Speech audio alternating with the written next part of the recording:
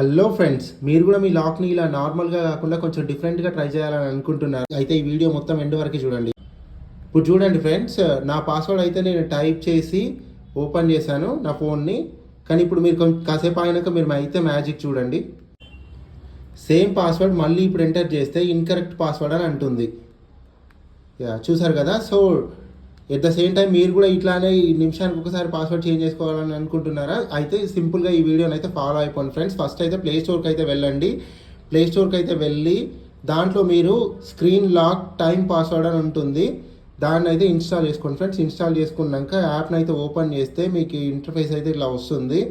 App open అయిన తర్వాత మీరు ఏం చేస్తారని అంటే నార్మల్గా మీ లాక్ టైమును బట్టి ఇక్కడ చూస్తున్నారు కదా, మీ టైమును బట్టి అడ్జస్ట్ చేసుకోవచ్చు. దీంట్లో సింపుల్గా ఎనబుల్ లాక్ అని ఉంటుంది, దీన్ని అయితే ఎనబుల్ చేసేసుకోండి. And at the same lock type వచ్చేసి కరెంట్ టైం అని పెట్టేసేయండి. కరెంట్ టైం అని పెట్టేసి మీరైతే నార్మల్గా లాక్ వేసేసేయండి. అట్ ద సేమ్ టైం అలాగనే ఈ యాప్ని ఓన్లీ లాక్ కానీ కాకుండా కూడా మీరు వాల్ట్ లాగా కూడా యూస్ చేసుకోవచ్చు. దీంట్లో మీ ఫొటోస్ కానీ వీడియోస్ కానీ ఏవైనా పర్సనల్వి కానీ పెట్టేసుకోవచ్చు. అట్ ద సేమ్ టైం దీనికి మీరు ఫస్ట్ ఇది యాప్ ఓపెన్ చేసినప్పుడు అయితే ఖచ్చితంగా మిమ్మల్ని ఒక క్వశ్చన్ అడుగుతుంది. ఏదో ఒక క్వశ్చన్ అయితే అరేంజ్ చేసుకొని పెట్టండి ఫ్రెండ్స్. ఇన్ కేస్ మీరు పాస్వర్డ్ని ఫర్గెట్ చేయాలని అనుకుంటే మాత్రం ఆ క్వశ్చన్ అయితే ఖచ్చితంగా అడుగుతుంది, అదే రిక్వైర్మెంట్ అవుతుంది. సో ఖచ్చితంగా మీరు అయితే చేయండి. ఇప్పుడు టైం చూడండి 1147 లాక్ ఓపెన్ అయిపోయింది. సో సింపుల్గా ఇలా మీరైతే టైంను బట్టి అయితే లాక్ అయితే పెట్టేసుకోవచ్చు. And thank you.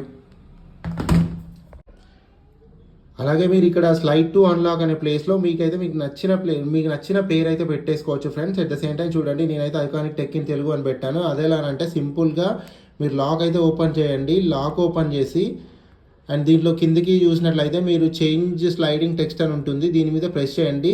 ఇక్కడ మీకు నచ్చిన పేరు లేదంటే మీకు నచ్చిన డీటెయిల్ ఏదైనా సరే పెట్టేసుకొని ఓకే చేయండి. ఓకే చేసిన తర్వాత మీరు లాక్ వేసినప్పుడు మీకు అయితే అది వచ్చేస్తుంది.